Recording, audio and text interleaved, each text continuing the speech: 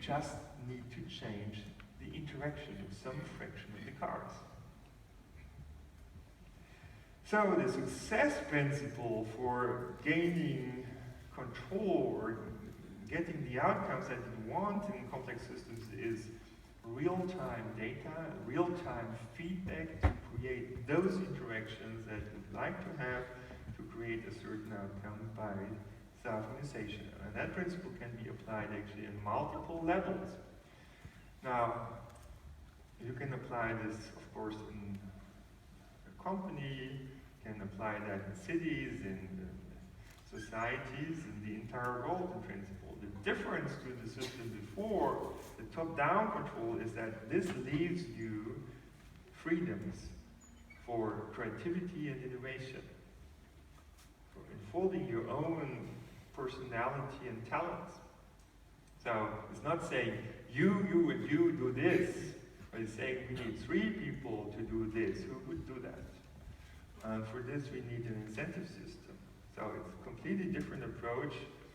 It's a market approach that, of course, would be much better than the command economy that such a top-down system, as discussed before, would imply. In fact, it's working beautifully. So we've been looking actually at the efficiency of traffic light control. Classically, we have traffic control centers that try to optimize traffic flow and can't do that in real time because it's too complex to be solved in real time. Now we have taken a completely different route here. We have gone for local, flexible adaptation to the real traffic flow, to the real need locally. That means the traffic flows control the traffic lights rather than the other way around, and that creates a situation actually where there are benefits for all traffic participants and for the environment as well. It works beautifully. It's more efficient than the classical top-down control approach, and actually such decentralized approaches are becoming also more popular in electrical power grids. Keyword is smart grids. It's also becoming interesting for Industry 4.0, where basically the products can now tell the machines what should be done with them, and products could talk to other products and tell them, well, actually, let me overtake, I'm in a hurry, I need to be delivered soon. So here's a completely new approach. And that approach of self-organization can also be applied to society. In fact, we know that self-organization can be quite efficient in pedestrian flows if the density isn't too high. As we have also already shown you, that we can understand traffic flow as self-organized phenomenon, that we can guide the self-organization in such a way that we get favorable outcomes. Opinion formation is a self-organized process, coordination, cooperation, unfortunately crime too.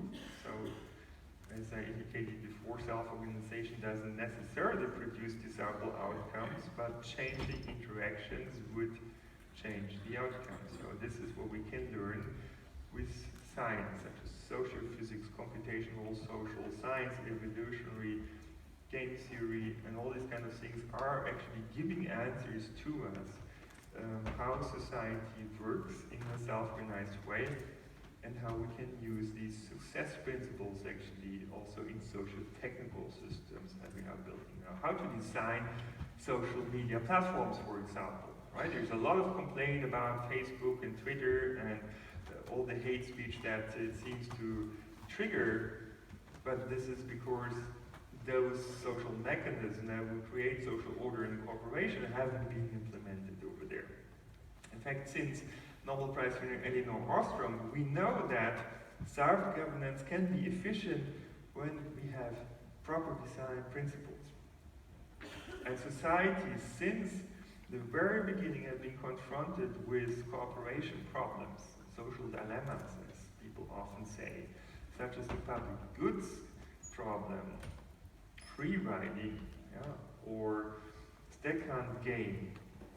So these are well-known cooperation problems, and interestingly enough, there are decentralized approaches to build cooperation through self-organization. And one of them, this mechanism, is direct reciprocity, so it's again about interaction, so I help you, you help me. Peer punishment is another mechanism. Signaling, costly signaling can be quite efficient. And actually merit-based matching, that means if those people interact who are more cooperative, then that creates incentive to cooperate because they would be more successful. And there are actually many more mechanisms that we can use to support cooperation in a self-organized way. We can build them into those platforms, and we should be doing this.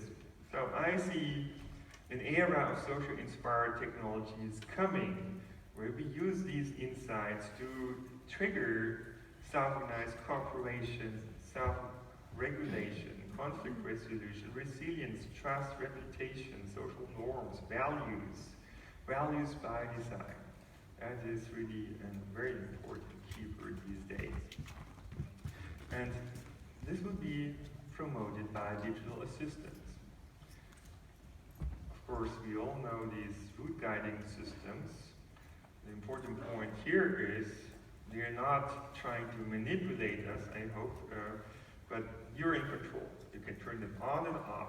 You are setting the goal. And once you've done that, it's giving you options, like it's asking you, do you want to minimize travel time or distance or greenhouse gases, and you can choose. And once you've chosen, it would help you to achieve your goal in the optimal way. And this kind of approach of digital assistance that may use AI, of course, to work on your behalf and help you, that can be applied to many different problems, like disasters, for example. They could warn us of disasters, like collective earthquake sensing and warning. It could help us actually to map crisis in a crowdsourced way, and could help us to help each other in case of this disaster. So we can build all sorts of apps for this, like a sharing economy app, for example, that would sit on our smartphone to help each other in case of need. In case of disaster also, maybe the communication network would be down, so we would want to run our smartphones through an ad hoc network or mesh net. We'd want to be able to pay when electricity and the normal communication network wouldn't work. Also, that could be built into our smartphones, right? It could be a peer-to-peer payment system.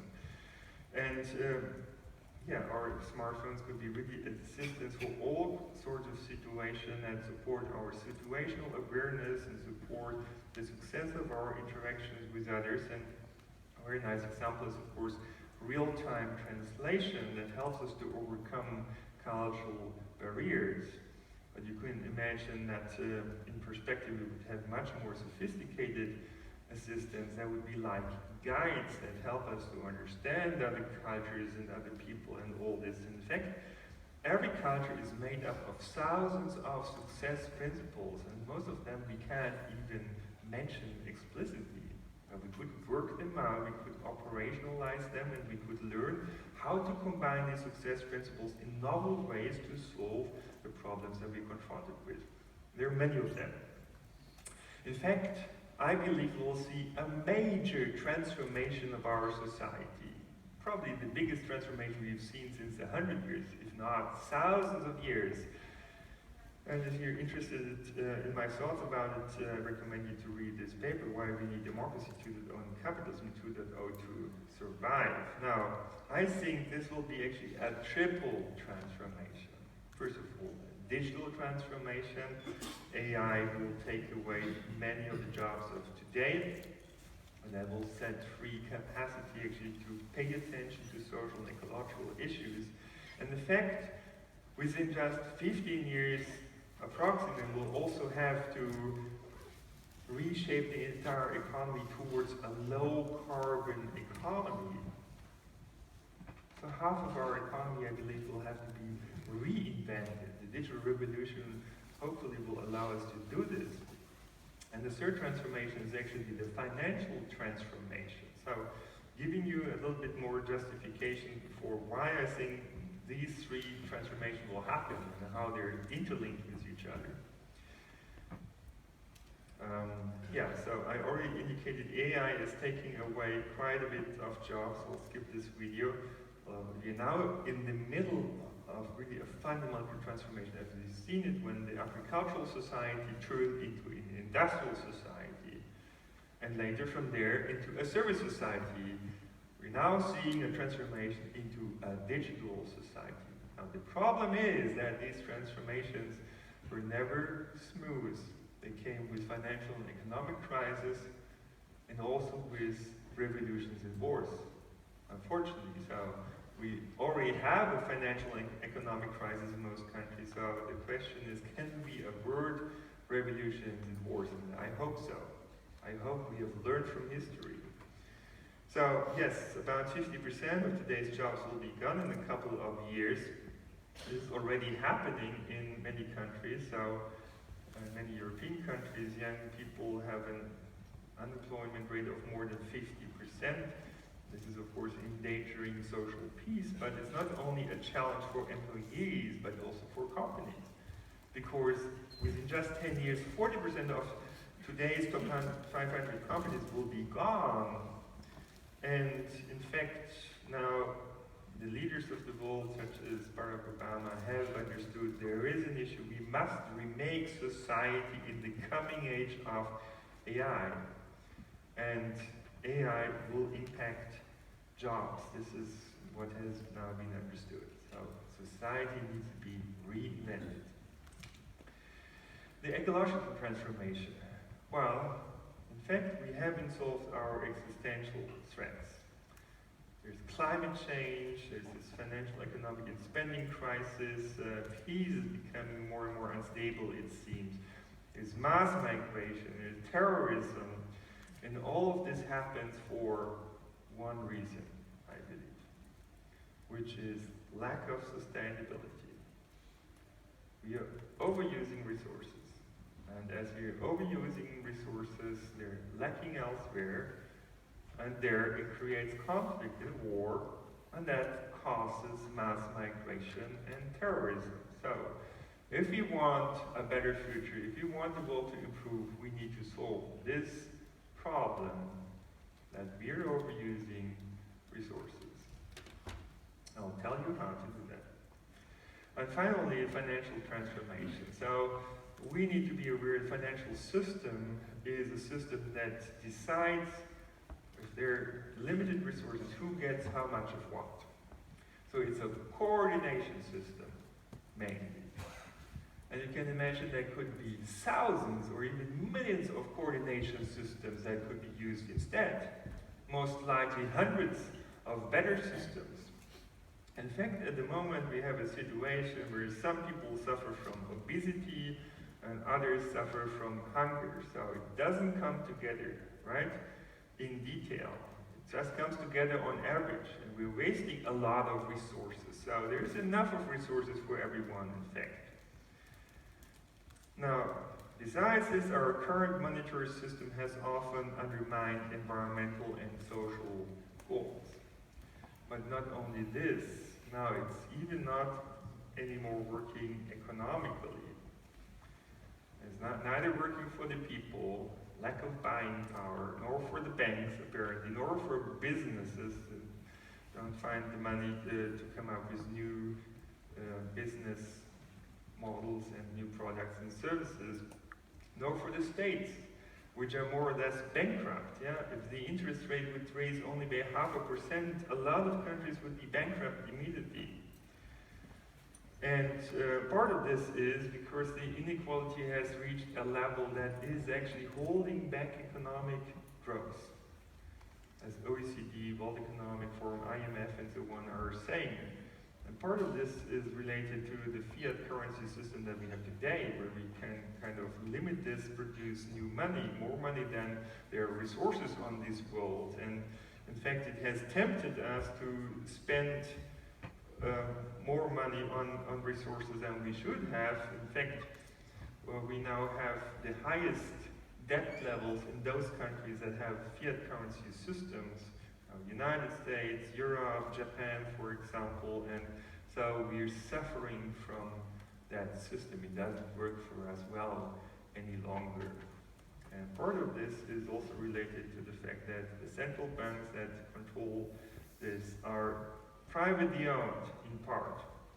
And it creates a situation where private people earn more money if governments have to make debt. So that's one of the reasons why governments are making so much debts, I guess. And this is creating a conflict of interest. I'm not worried about some people being super rich. I'm worried about the fact that we have a financial system that doesn't work well for the world. And that needs to be changed. And you can change this. We need to get from a system which creates a downward spiral, makes things worse and worse and worse, drives us close to a third world war. We need to turn that into an upward spiral, and that's why we need to build this finance forward, an old system that could be an efficient, liberal, participatory, social, democratic, and ecological system. And the goal must be actually to create finally a circular economy, because if we are running into resource shortages in the future, the only way out is to reuse resources again and again and again. And in fact, if we do that, also using new possibilities of sharing economies, then we can create a high level of a high quality of life for more people with less resources. Just need to get away from the supply chain model where we feed in new resources, produce products, and then throw them away in the end. So recycling, of course, to fix the issue. And we are trying to work on this to demonstrate the idea, the principle. NervousNet is the project that I'm talking about. It's an open source project, and it's using smartphones and other Internet of Things sensors in order to make measurements. And in fact, it would allow us to jointly create our own global measurement system.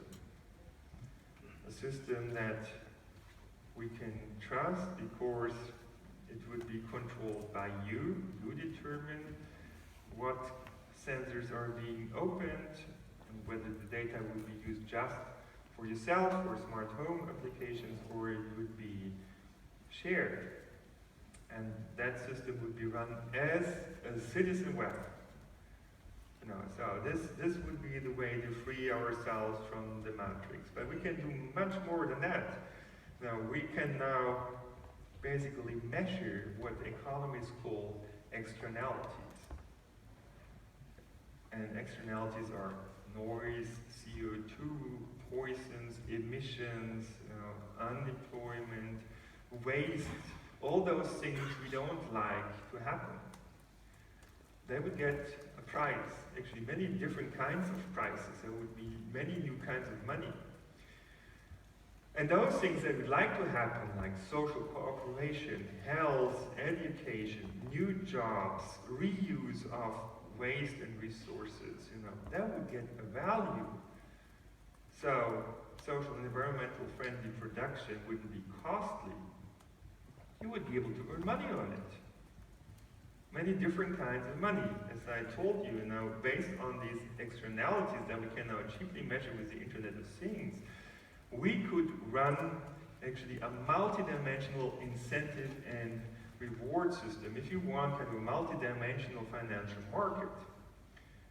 And this would allow actually to manage complex systems and even to build self-organizing and self-regulating systems, because that requires multidimensional, differentiated control mechanisms or incentives. And that would allow it people to be rich in many different ways, right? People could specialize, countries could specialize, not everyone would have to maximize this one-dimensional money that we have today. People could maximize environmental issues or social care and all these kind of things. And this system can now be built. We can build this, Bitcoin has shown it. With blockchain technology, we could build this multi-dimensional incentive system, and as people, in a crowdsourced way, create those data and share the data, they would also earn money. Actually, many different kinds of money, as I indicated before. And we could also build a system in a way that taxes would also create it, so the public hand would be able to invest into public goods.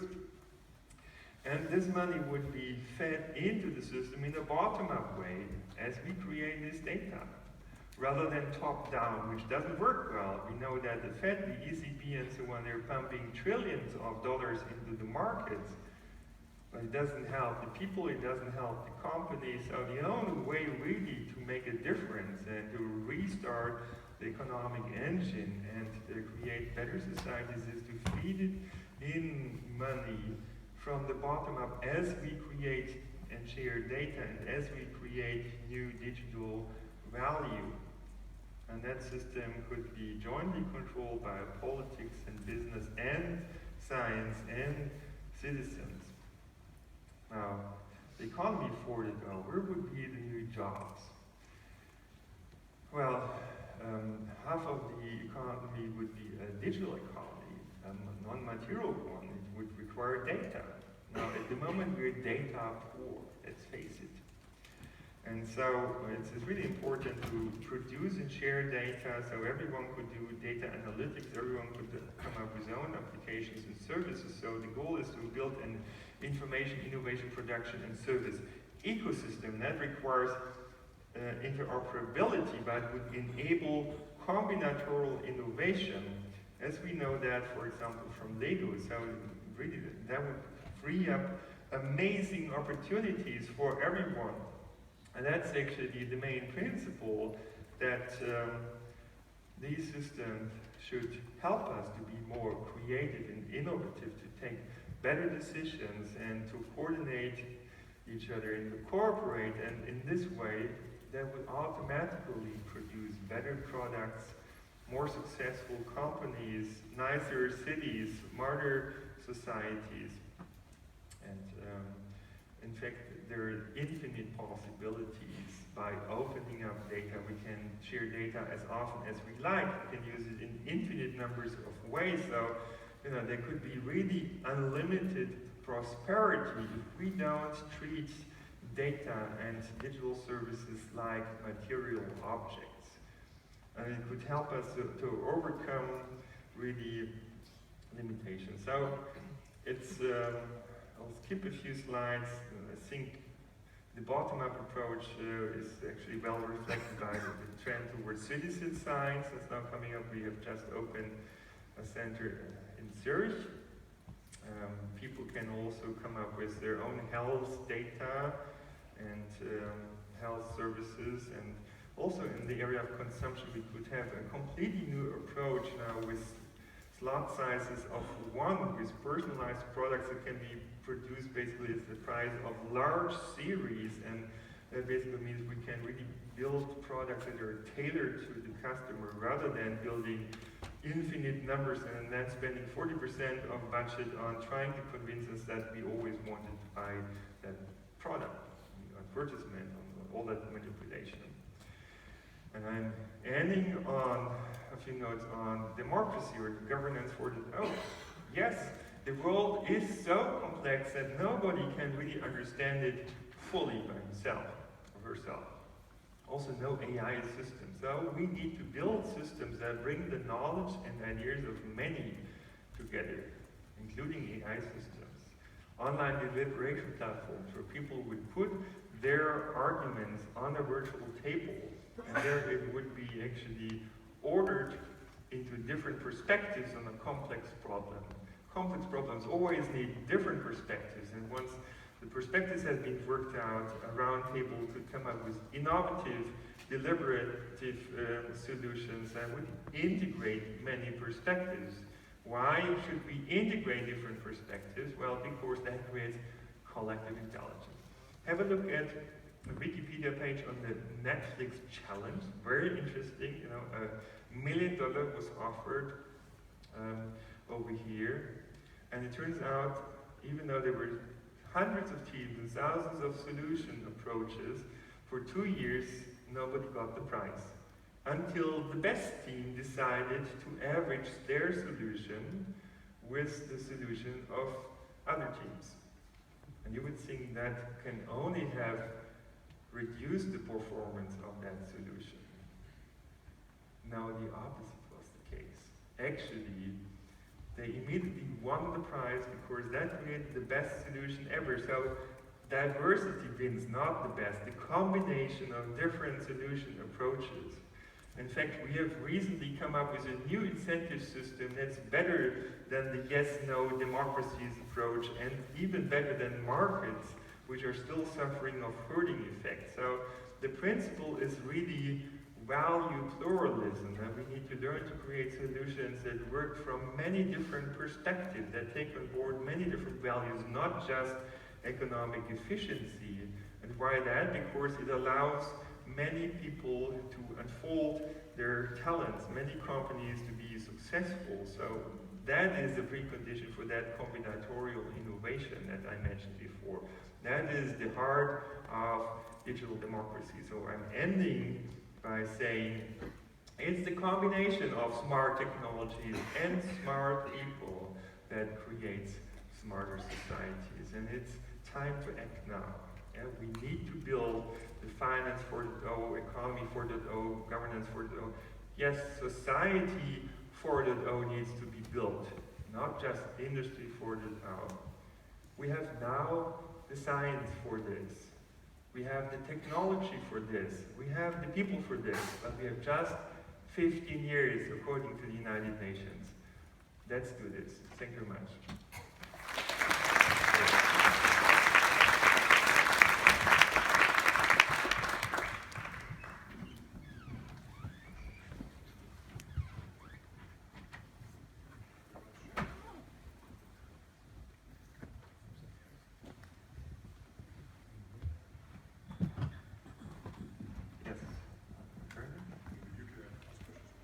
Okay, so anyway, welcome to ask questions or also to comment on my talk, positive or critical, whatever you like. Yes, over there. There's a mic on this side, maybe you can hand it through. So my name is Susanne Boll, University of Oldenburg. Thank you for this wonderful keynote this morning. I have a question about all the data that is produced and used for AI and wonderful services. One aspect I have not heard you talk about is the shift in ownership of data and the monetarization. So if I collect my Fitbit data, you can do wonderful health services with it. But at the same time, I'm more or less donating it to Fitbit. They can do whatever they want. It's the same with maybe if I do, so no offense, any kind of, let's say, large image online service, not to name a company now. So it's again, I'm giving it there, they do wonderful AI tagging, but then it's no longer my ownership. And I'm missing that the monetarization has just very secretly gone away from my data, which I own, that someone else can make a monetization of that. And this is sort of ownership I'm missing something here.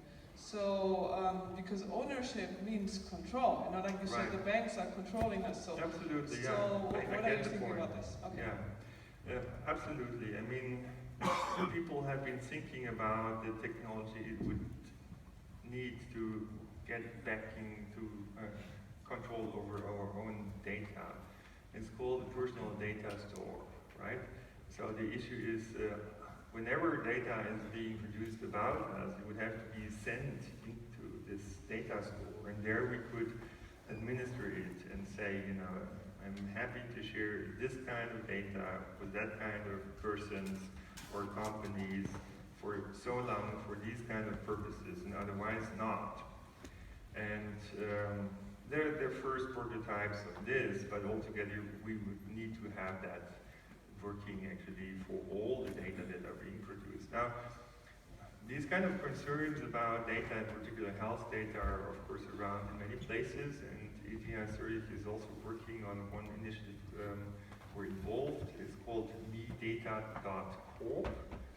And this is about a cooperative approach where people would provide their data, but to a database that would be governed by the people themselves, rather than by a company where we don't know what happens. So, this giving back control to the people, I think that would make many people feel more comfortable about sharing data.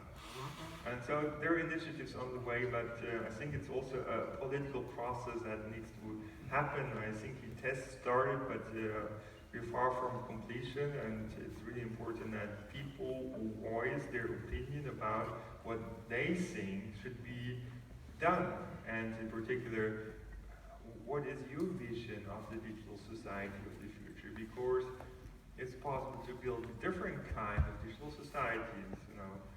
Could be a feudalism 2.0, it could be a fascism 2.0, a Big Brother, Brave New World Society, or a communism 2.0, something like a benevolent dictatorship, where the government basically believes to know what's best for you, or a company believes to know this, or also capitalism 2.0 or democracy 2.0. All of this is possible. Yeah? You just need to say, what do you want? Right? And so this requires a public debate and a political decision. Yeah? And that needs to happen soon. Okay, we have another question. Rosa? So Mike, can you close? Thank you. Actually, it's a comment. Another programmer from ENRIA.